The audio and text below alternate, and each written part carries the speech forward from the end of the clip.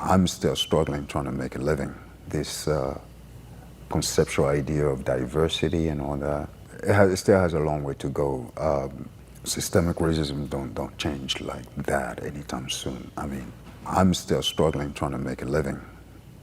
After 30 years in this business? After, no, well, let's speak, 30 years, let's say like maybe the first 10 years was really trying to, sort of acclimate myself to the industry. And then establish yourself. And establish myself.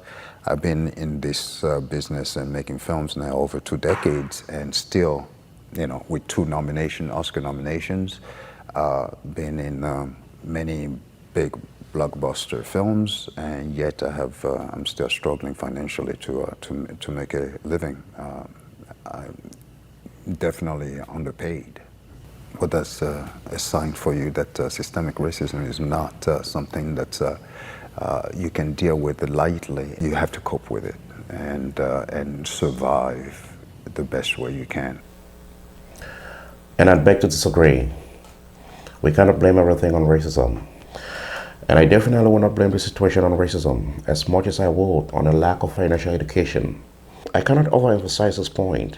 I just did a video last week where I basically pointed out the need for financial education for everyone, because people struggle all around the world financially. And when you boil it down, what usually makes a difference between the financially successful and those struggling always boils down to one thing: knowledge around money.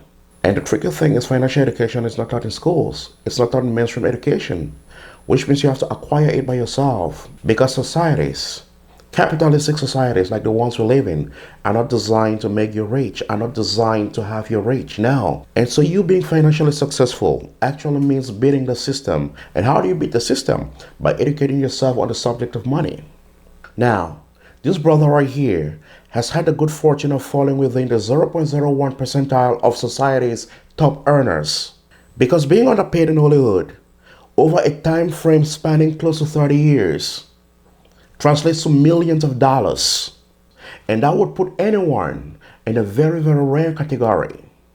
And how one's financial situation turns out, having made so much, I will bet it's a function of the choices they made while they earned that money, rather than on anything else. And what a good financial education does is that it leads people to making good choices with money. Now, no formal education is going to teach you things like how to live within your means, and how to delay gratification, and how to properly deal with things like credits and mortgages and all that. No formal educational system teaches you that. You're going to learn it by yourself. And these are pillars to financial success. And I must add this to the topic of financial education, especially for men, and especially for those living in the Western world. The topic of marriage must be incorporated into whatever financial education they get.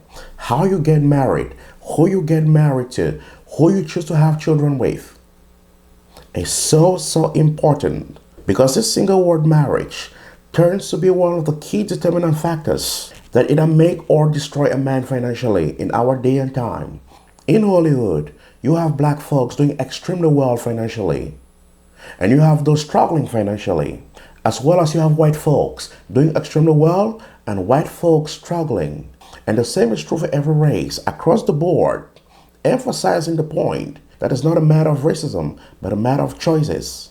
Now, am I by this saying there ain't no racism in Hollywood? Of course there is, and I would be naive if I said the contrary. But the point is, irrespective of what might be going on in the industry, the choices you make with your finances are the main determinants of where you find yourself down the road. Pick 10 folks at random from whatever geography and hand them each 10 grand. In a year's time, they all will be in different places financially. And where they will be as a result of the choices they make. Am I blaming the brother for anything? Of course not. He's actually doing a lot better than most people ever will. So what am I saying? All I'm trying to say is this: we must be able to look at the truth in the face, look at the truth in the eyes, and call it what it is.